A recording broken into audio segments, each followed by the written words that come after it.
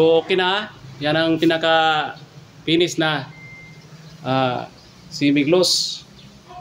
Yan ang kulay niya sa final finish. Yan, before and after. Yan, salamat sa mga followers at sa mga viewers na walang sawang nanood dito sa mga ginagawa namin sa pag-araw-araw na pag-varnish. Akin pong ipakita sa inyo itong aming gagawin dito sa bakbak kasi palitan ng varnish ito. Yan, ito yung dating varnish. Kasi nga mahirap ritukihin yan, kailangan nating buuhin ito. Gamitan po natin ng strip saw yan para babalik yung original niya na kulay. Yan ang una natin gagawin. Dahil dito mag-strip saw tayo gamit itong brush. Yan ang una natin ipahid ito. Paint remover, paint strip saw. Yan. Ito yung una natin gagawin dito.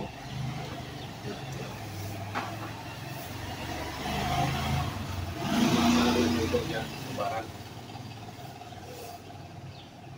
Yan, ganun yung gagawin nito. Kailangan napakakati.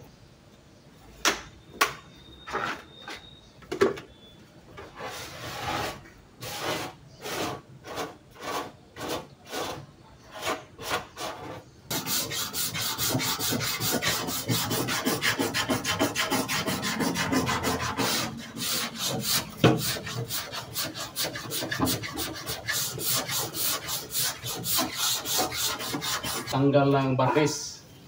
Huwag mag-apura. Kailangan maangat yan ng mga varnish. Yan. Ganun ang nangyari. Oh. Vlogger ka na! Kuskusin ito. Ganun. Yan. Maraming paraan dito sa pagtanggal ng varnish. Yan. Ito ang pinakamagaling pagtanggal sa varnish. Yan, oh. Gamit lang itong steel brush. Yan. Marami yan ang varnish.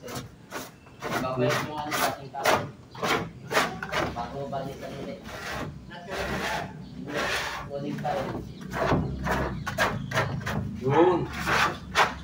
Kaya pag hindi mo masundan ka agad yan, matuyo. Claro, matuyo na agad. Dapat pala pagka dito agad. Ganun na gagawin.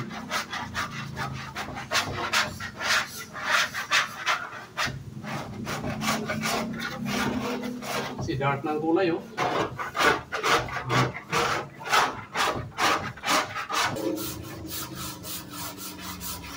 Yan ang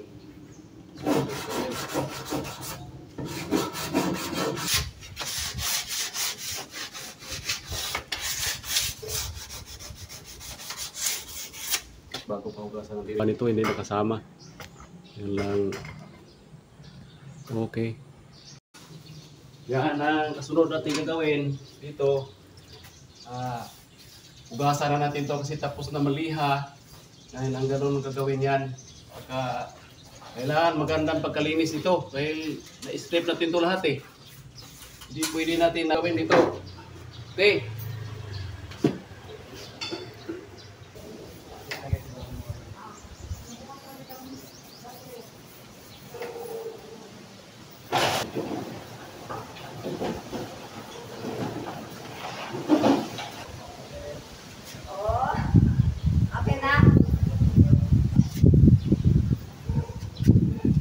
Tatay, ba't nag-iba ang kulay? Ano mo na? Masarap.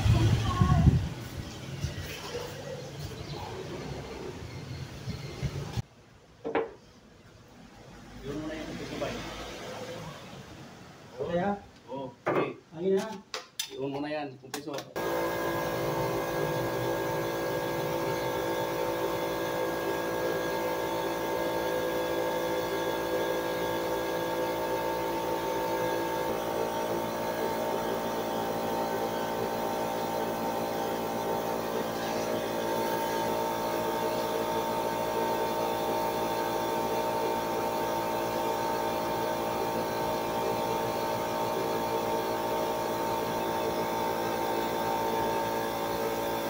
Ginagamit ko itong Pulotite. na may kulay.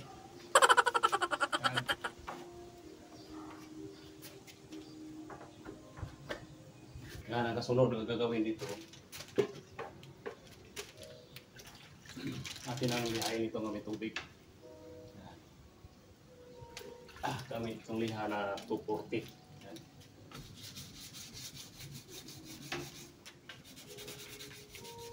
Pencil.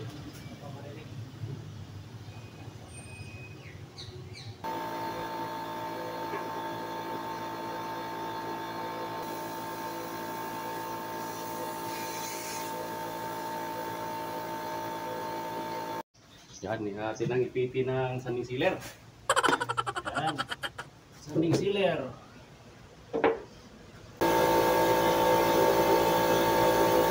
Big. Yan. Gamit itong liha na 240. Yan.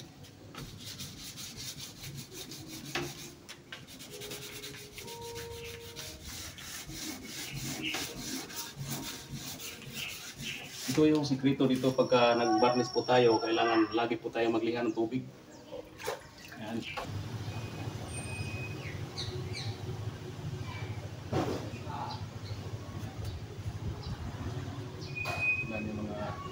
Dito na lang kung nagustuhan itong video na to, huwag kalimutan i-like and i-share. Bukod dyan, sa mga nagtatanong kung ano mga materyales na aking gagamit dito, akin din yan sasagutin sa oras ng break time o kaya pag-uwi sa bahay. At doon sa mga hindi pa nakapollow, mag-follow na kayo para updated kayo sa lahat ng mga bago kong upload.